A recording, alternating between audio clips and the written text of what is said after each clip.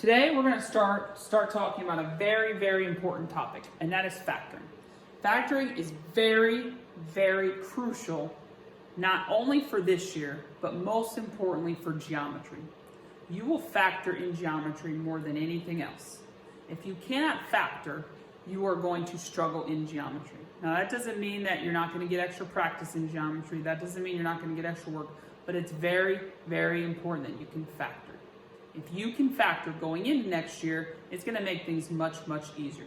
We're going to spend a lot of time factoring. I want to make sure we know how to factor because in my mind, it's one of the most important things we're going to do all school year. If you can factor, it will make everything else much easier. So let's talk about what is factoring. Factoring is where we rewrite a polynomial from an addition problem to a multiplication problem. Now you guys have kind of already factored, but did it a different way, in a backwards way. So before, if I gave you this, we are multiplying, right? We're multiplying two binomials. We would multiply it and FOIL it, correct? We would get x squared, and we would get plus 1x minus 2. What factoring is the opposite. I'm going to give you this trinomial, which is adding and subtracting, right? We're adding and subtracting these three terms, and you are going to give me it as multiplication. You are going to give me these two binomials. So instead of me giving you this and you foiling it to get this, I'm going to give you this problem. It's addition and subtraction, right? And you are going to rewrite it as multiplication. So you are going to put it in that form. That is what factoring is. It's changing from addition and subtraction to multiplication. Another example is before I gave you this problem. What am I doing in this problem? I'm multiplying this times this, and you distribute it, right? 3 times 2 is 6. 3 times 1 is 3. Now what kind of problem is it? It's addition. It's an addition problem. What factoring is the opposite of that. I'm going to give you this binomial, which is addition, right? I'm adding 6x and 3. You are going to give it to me like this. So you have done this and distributed, and it looks like this. Now I'm going to give you this. Your job is to make it look like that because we're changing it from addition to multiplication. This original problem was multiplication. We're multiplying 3 times 2x plus 1. We're going from this to this. That is factoring, changing it from addition to multiplication. It is very, very important to do. Now, there are 5 methods to factor. There's 5 different ways to factor. And we're going to spend a video on each one of these. We're not going to do them all today. We're going to break them up and go very, very slowly through it. There's 5 different ways to factor. Here are the 5 methods. The first method is called factor out the GCF. This is very important because we're going to do this one pretty much on all the problems throughout the chapter. If you don't know how to do the GCF method, that's what we're going to do today. It's going to be very difficult for you to do anything else. The second method is factor a trinomial. So this is trinomials. Now you won't know this yet, but there's no a. If you notice, there's no number in front of x squared. There's no number in front of x squared. That is what we call our a. We'll get to that another video. Next method is factoring trinomials, but if you notice the difference, there is an a. There's a number in front of x squared. When there's a number in front of the x squared, you're going to do it differently. That's why these are 2 different methods. If there is no a, and if there is an a. To do this method, we're going to do something called the trick. The next method is called dots. It stands for difference of 2 squares. Difference of 2 squares. And the last method, method number 5, is grouping. All 5 of these methods done separately are pretty easy. It gets difficult when we put them all together, and then you're going to have to decide which method to use, and you're going to have to keep that all straight. But today we're just going to focus on GCF. So let's start talking about that.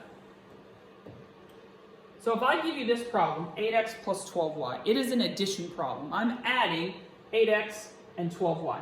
I want to change this to a multiplication problem. So what we're going to do is this. This is how you factor out GCF.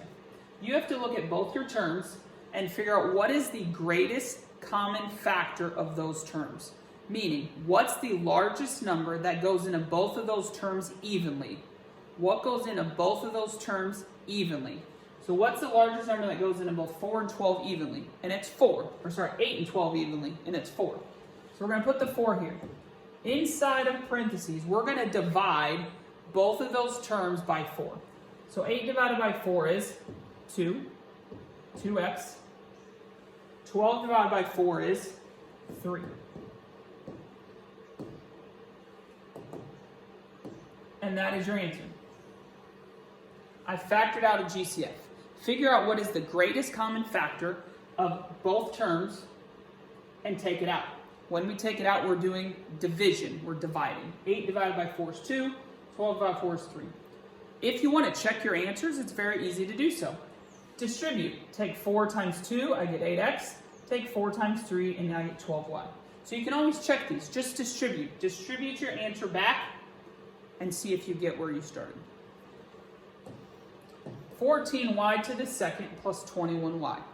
So first thing we need to do is see what's common in both of these. So what's common in both 14 and 21? The greatest number that's common, and that's 7.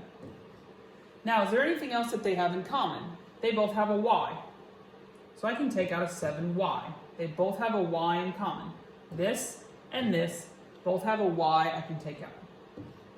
So 14 divided by 7 is 2. Now, the easiest way to think about the variables is this. How many y's were there? 2. How many did I take out? 1. How many are left? 1. 21 divided by 7 is 3. How many y's were there? 1. How many did I take out? 1. How many are left? 0. This is my answer. If I were to distribute, 7y times 2y is 14y to the second. 7y times 3 is 21y. So you can always distribute back and see what you get.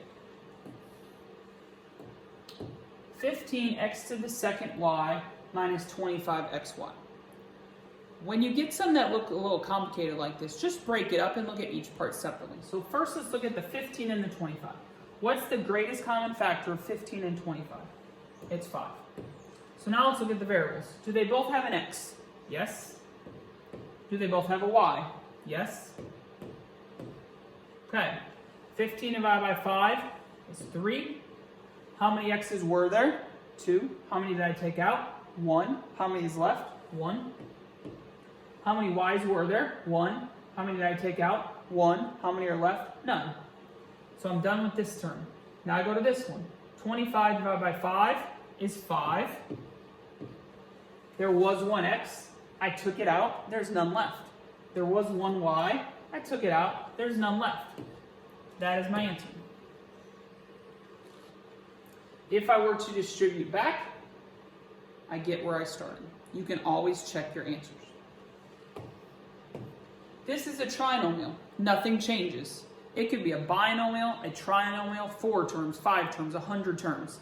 For you to take out the GCF, it has to be common in everything. Not just in some of it. It has to be common, has to go into all of it evenly. So if I look at these three, once again, just look at the numbers, then look at the variables. Break it up. So I have a 4, a 10, and a 6. What's the largest number that goes in both 4, 10, and 6 evenly? That is 2. And all three, what else have in common? They all have an x. So I'm left with 2. 4 divided by 2 is 2. Now there were 3 x's. I took only 1 out. So how many are left? 2 of them. In the middle, negative 10 divided by 2 is negative 5. There were 2 x's. I took 1 out. How many are left? 1. 6 divided by 2 is 3. There was 1x. I took 1x out. How many are left? None. If you were to distribute, you get where we started. So you can always check your answers. Negative 15x to the third, y to the fifth, plus 24x to the seventh, y to the fifth. Please break this up. Don't look at the whole thing as one. If you see the whole thing and see all the numbers and the exponents and the negative, you're going to get overwhelmed. Just break it up. Look at the numbers first, the coefficients. Then look at the x's. Then look at the y's. It may take you a little bit, but it will make it easier. Now, something we haven't talked about yet is that we never want the first number, the leading coefficient, the number in front, to be a negative. So in this problem, our first number is negative. We don't want that. Okay? So, the 15 and 24. What's the greatest common factor of 15 and 24? What's the largest number that goes into both of those? It's 3. So I want to take out a 3. But I just said we never want the first number to be negative. So we want to take out a negative 3. So if ever the first number is negative, we want to take out a negative number, a negative version of the number. Okay? So since the first number is negative, take out a negative 3. And now what we're going to do is also look at the variables. Does this have an x? Yes. Does this have an x? Yes. So I can take out an x. How many x's does this have? 3. How many does this have? 7. You want to take out the most number of x's that you can take out of both evenly. So for example, could I take out 5 x's from both of them? No, because this only has 3. I could take out 5, and this one, there's 7 of them, but this one only has 3. Could I take out 2 x's from both? Yes, I could take out 2 x's from this one, and 2 x's from this one, but I could take out more than that. The most would be 3. So I want to take out x to the third. Why? Because I can take out 3 here, and I can take out 3 here. Can I take out 4? No, because this one only has 3. So you want to take out the most that you can, as long as you can take it out from both. So what about the y's? There's 5 here, there's 5 there. What's the most that I can take out of both? Is 5. Okay, so negative 15 divided by negative 3 is positive 5. Negative 15 divided by negative 3 is positive 5.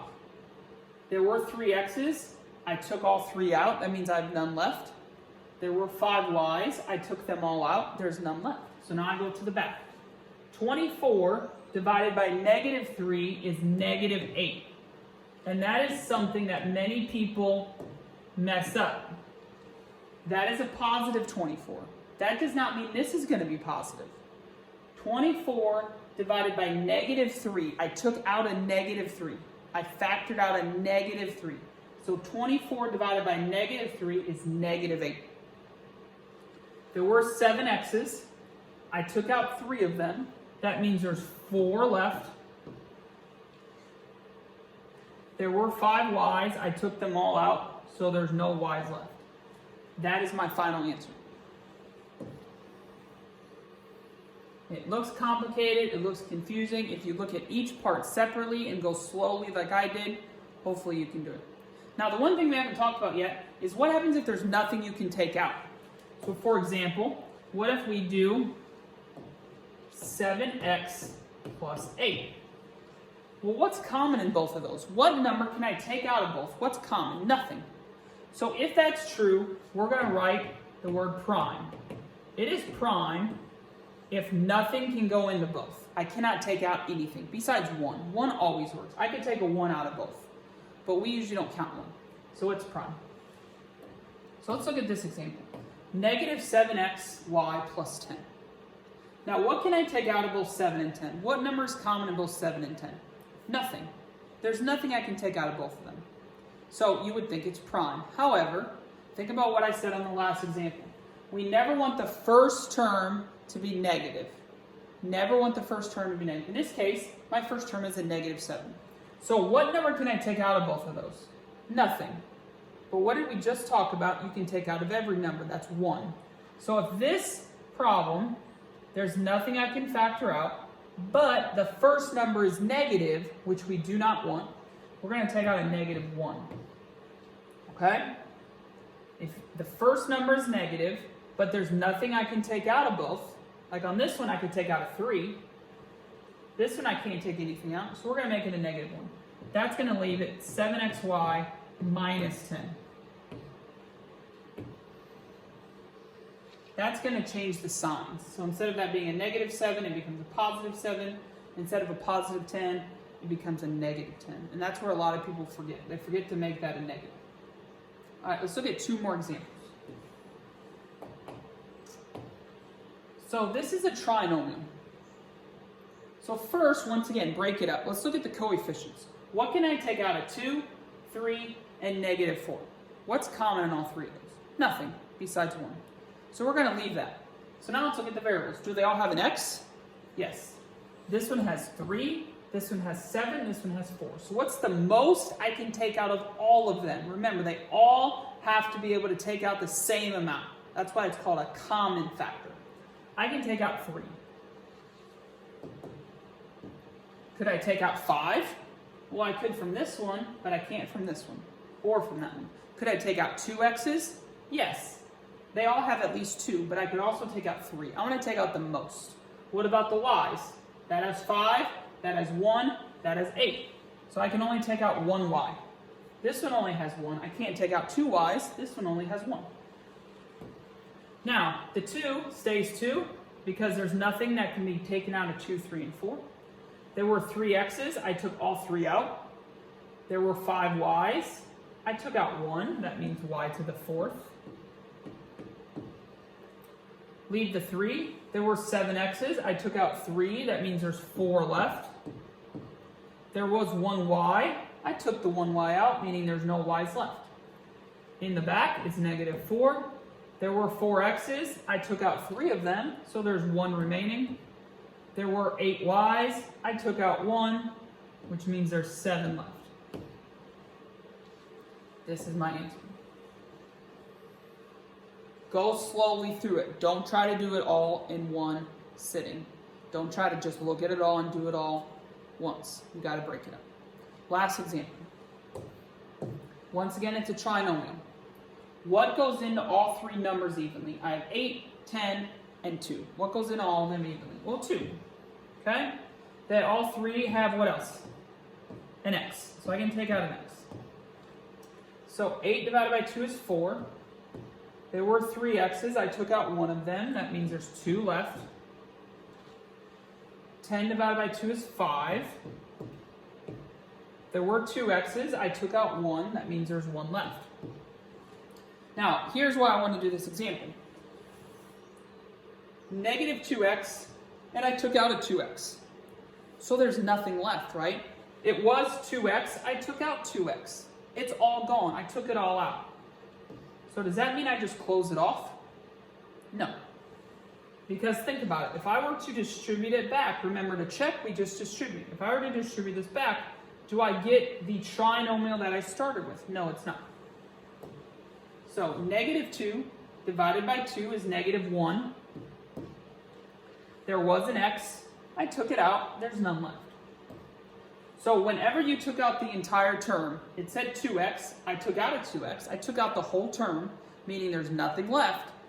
There should be a 1 in its place. Make sure you leave a 1 there. Because now if I were to distribute, I get the trinomial I started with. So that is the first method of factoring. That is factor out the GCF.